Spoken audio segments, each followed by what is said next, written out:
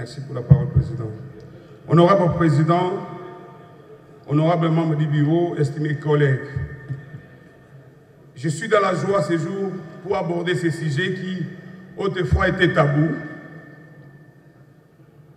Et je profite de féliciter l'honorable André Mbata pour cette initiative et nous donner encore une fois l'occasion de parler de mérite des Congolais et des Congolaises dans ces pays.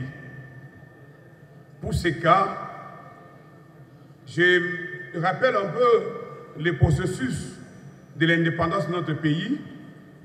Au 29 juin 1960, à l'annonce de l'indépendance, il y a eu deux tendances.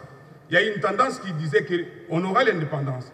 Il y a l'autre tendance qui disait les Belges ne sont pas prêts à libérer la RDC.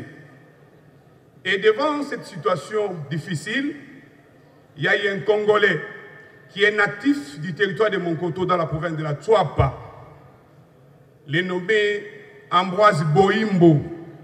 Ce monsieur, soucieux de voir la liberté de son pays, il a vu dans le cortège du roi Baudouin Ier, Ambroise Boimbo s'est permis d'arracher les sables du roi, l'épée du roi, quelque chose qu'on ne peut pas faire. Vous pouvez vous imaginer aujourd'hui, on voit Fati passer ici et avec une canne et vous vous précipitez pour prendre la canne de Fati et la mener déclarer vive l'indépendance, vive l'indépendance. Si tu n'es pas fort, tu ne peux pas le faire.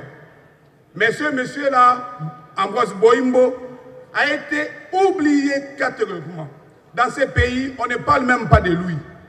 Pourtant, la famille royale de Belgique reconnaît cette personne.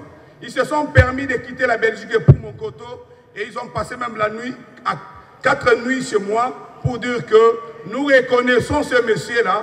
L'acte qu'il a posé de façon spirituelle, c'est l'acte qui a donné le découragement aux Belges pour qu'ils puissent libérer ces pays.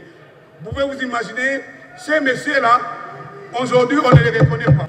Alors ce monsieur-là, en faisant cet acte de bravoure, nous avons toujours fait un effort qu'on puisse le reconnaître et reconnaître ce monsieur comme un vaillant Congolais qui a fait quelque chose de grande valeur. Donc, je profite de cette initiative du professeur Mbata pour demander encore une fois, pour faire mon plaidoyer, que les pays puissent reconnaître, même en termes de valeurs comme Ordre national de Léopard, à ce monsieur-là, parce que l'acte qu'il a posé, c'est un acte de bravoure qui a libéré aujourd'hui la RDC à avoir l'indépendance. J'ai dit. Merci, collègue.